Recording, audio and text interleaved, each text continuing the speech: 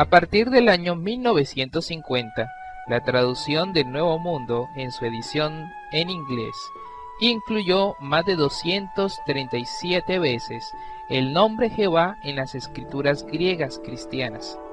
Esta acción hizo que la traducción del Nuevo Mundo fuera severamente criticada. Por ejemplo, tenemos folletos publicados por los caballeros de Colón, católicos romanos, que presentaron la siguiente acusación: los cristianos primitivos que escribieron el Nuevo Testamento ciertamente no usaron Jehová, sino más bien la palabra Señor, que también aplicaron a Cristo.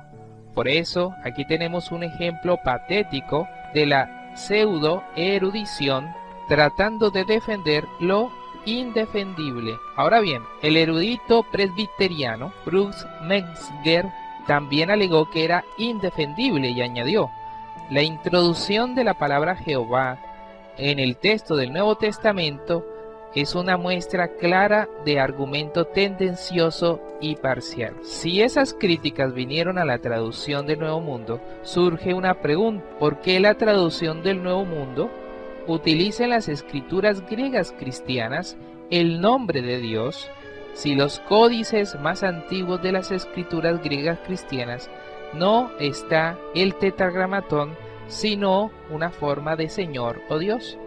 Hoy vamos a responder a esa pregunta.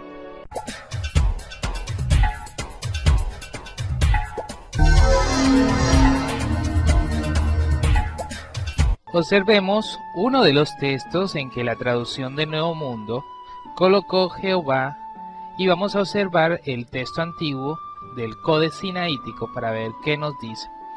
Primero vamos a buscar la versión Reina Valera de 1995, Mateo capítulo 21 versículo 9, y miren cómo dice: y la gente que iba delante y la que iba detrás aclamaba diciendo: Hosana al Hijo de David, bendito el que viene en el nombre del Señor, Hosana en las alturas.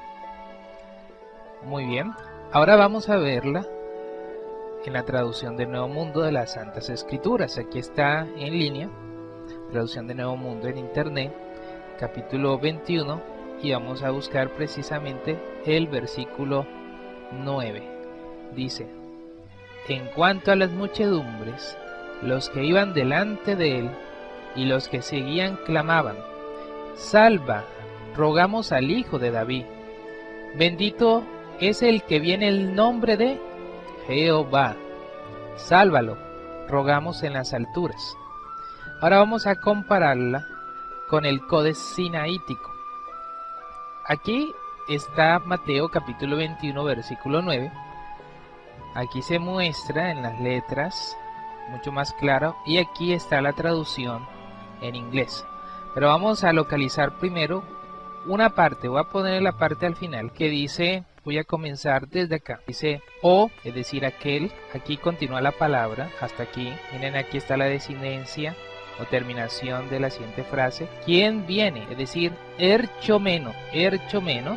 Aquí sería en, después venía onomati, y acá Kyrion, que se traduce Señor. Acá en estas dos letras, Kyrion. Continuamos, Hosana, que traducido significa el que salva, Hosana. Después en aquí, aquellos, finalmente alturas, aquellos en las alturas. Aquí dice alturas, ¿sí? Altura. Muy bien, como ustedes habrán notado, la última parte del versículo 9 del capítulo 21 de Mateo, aquí lo que estoy señalando en este momento es la palabra Kyrion, es decir, que traducido significa Señor. Muy bien, como ustedes pueden ver, el Códice Sinaítico no incluye el tetragramatón hebreo. Entonces, ¿por qué razón la traducción del Nuevo no lo tradujo Señor, si el Códice Sinaítico lo contiene? Vamos a escuchar la explicación.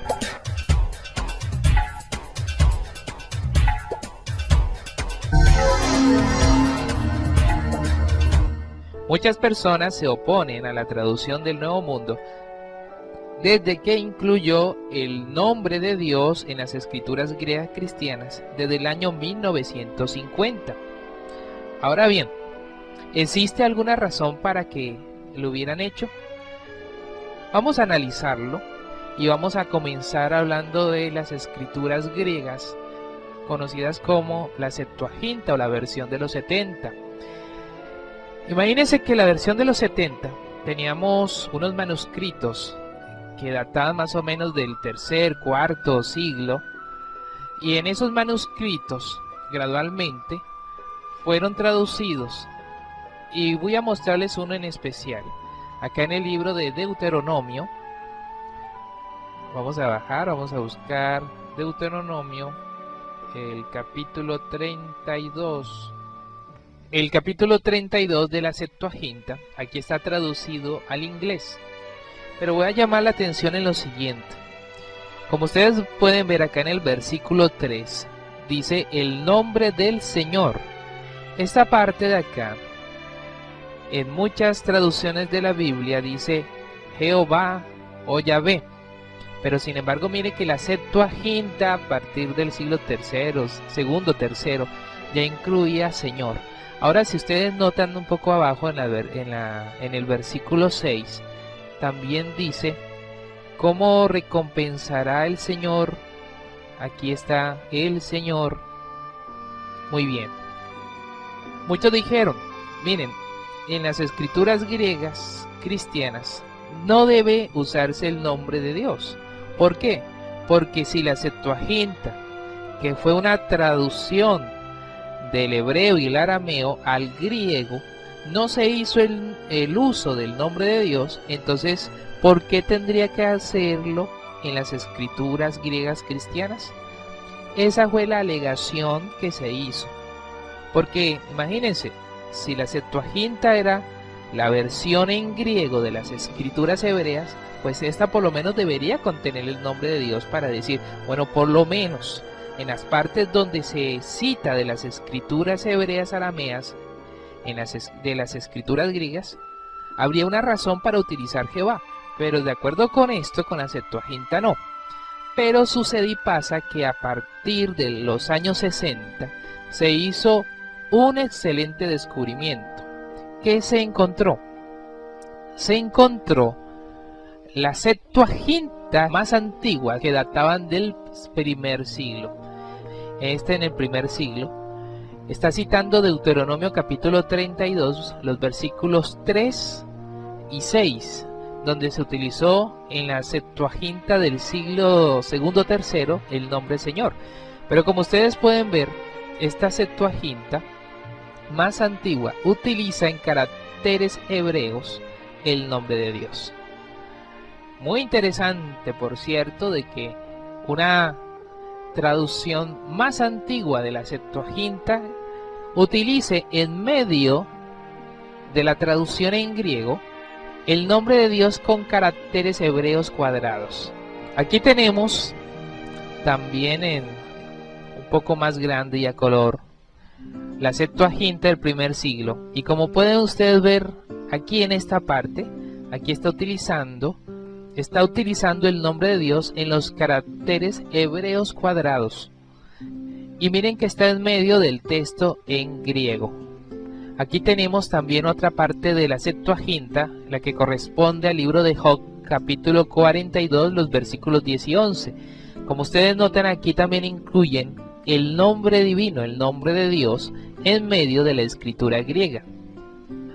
Ahora bien, con el paso del tiempo, a pesar de que estos manuscritos antiguos contenían el nombre de Dios en caracteres hebreos, otros códices optaron por quitarlo.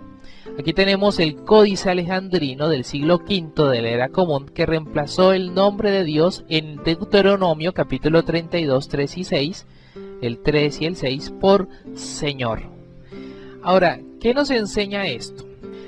Primero, que en la época de Jesús se conocía el nombre de Dios y se usaba en las traducciones al griego. Eso es lo que nos demuestra. Por lo que no es inapropiado utilizar el nombre de Dios en aquellas citas de las escrituras hebreas. ¿Por qué? Porque existían escrituras en griego, traducciones de las escrituras hebreas, donde hacían uso del nombre divino. Tome por ejemplo que tan solo en el Evangelio de Mateo contiene 100 citas de las escrituras hebreas. Por ello, en los lugares en que estas citas estaba el nombre divino, la traducción del Nuevo Mundo incluyó fielmente el tetragramatón. ¿Por qué? Porque en el tiempo de Jesús se estaba usando el tetragramatón en las traducciones del griego.